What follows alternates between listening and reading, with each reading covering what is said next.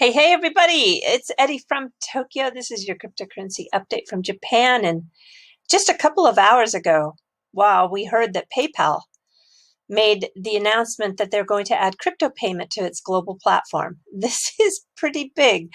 It's going to happen over the next couple of months. It'll begin first in the United States as they achieved a conditional BIT license from the New York Department of Financial Services. It has sent the market on a bit of a pump. Yeah, in the last 24 hours, wow, this is just really quite amazing. Bitcoin is up over 7%, nearly 8%. Ethereum is up over 6.7%.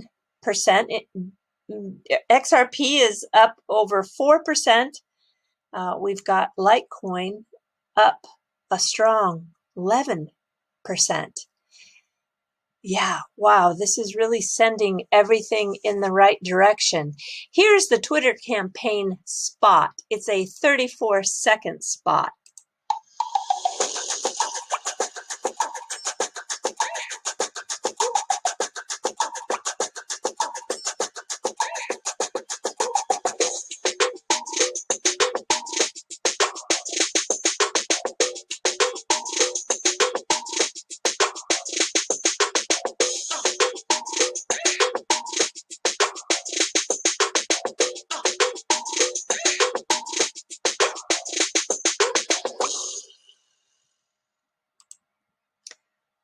Well, what do you think?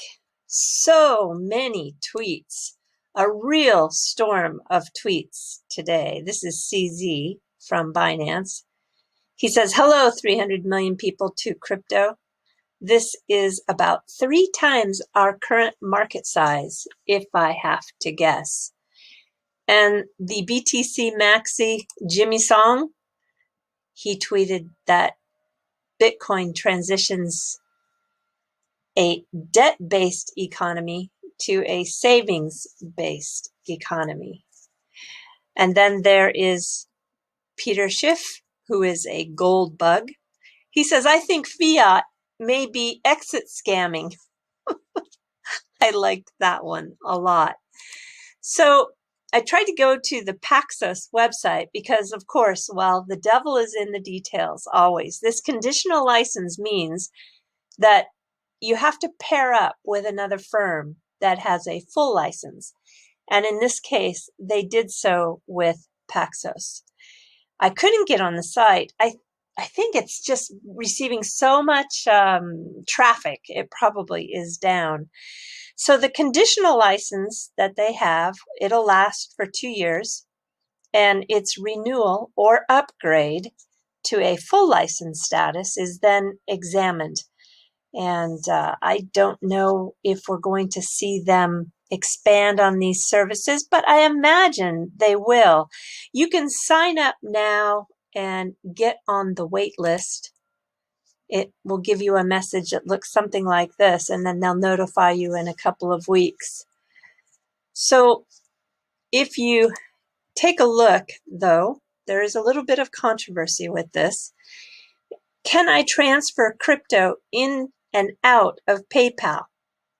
Currently, they answer, you can only hold the cryptocurrencies that you buy on PayPal in your account. Additionally, the crypto in your account cannot be transferred to other accounts on or off PayPal. So Galgatron is really tweeting up a storm. This is an example of the thoughts coming from Galgatron. Person A can send $10 worth of PayPal's BSBTC to person B, and B can just hang on to the BSBTC. So he believes that in the background, where there's no actual crypto, PayPal is just sending cash. It's all smoke and mirrors.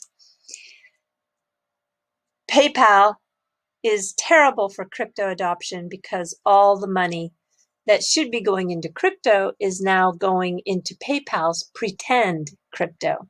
they're stealing from us. Well, we don't know for sure. We just don't know for sure. On the whole, maybe a big picture view, we'll see the offering grow and probably no doubt be able to move on and off if they receive this full license, because it is a little bit like Revolut right now.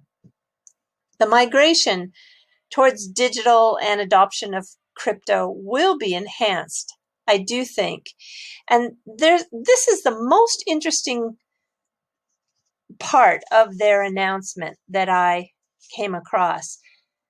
PayPal says, we're eager to work with the central banks and regulators around the world to offer our support and to meaningfully contribute to shaping the role that digital currencies will play in the future of global finance and commerce.